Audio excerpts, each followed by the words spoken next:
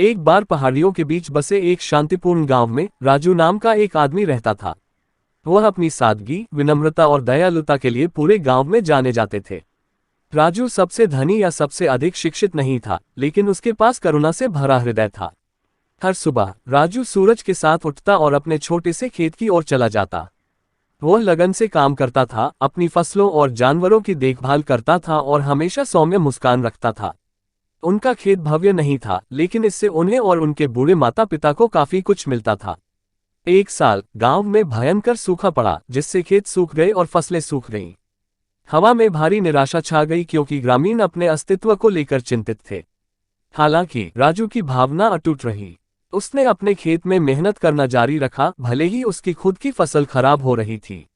एक दिन एक पड़ोसी किसान रमेश आंखों में निराशा लेकर राजू के पास आया। राजू, मेरे परिवार और मेरे पास कुछ भी नहीं बचा है। हमारी फसलें बर्बाद हो गई हैं और हम भूखे हैं। क्या आप कुछ अनाज बचा सकते हैं? रमेश ने विनती की। राजू का हृदय सहानुभूति से भर गया। बिना किसी हिचकिचाहट के उन्होंने अपनी अल्प फसल का एक हिस्सा रमेश के साथ साझा किया। राजू की उदारता की बात तेजी से फैली और जल्द ही अन्य ग्रामीण उसके पास आए और मदद मांगी।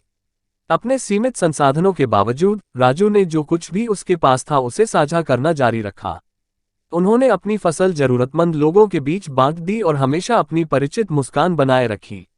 उन्होंने ग्रामीणों को अपने संसाधनों को अधिकतम करने और सूखे से निपटने की तकनीकें भी सिखाईं। जैसे जैसे महीने बीतते गए, आखिरकार गांव में बारिश हुई, जिससे सूखा समाप्त हो गया। खेत एक बार फिर लहलहाने लगे और गांव वाले खुशियां मनाने लगे।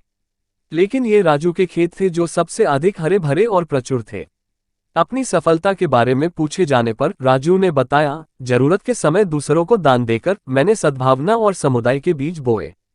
वे बीज मजबूत बंधन में बदल गए, जिससे मुझे तूफान का सामना करने में मदद मिली। गांव ने इससे एक गहरा सबक सीखा।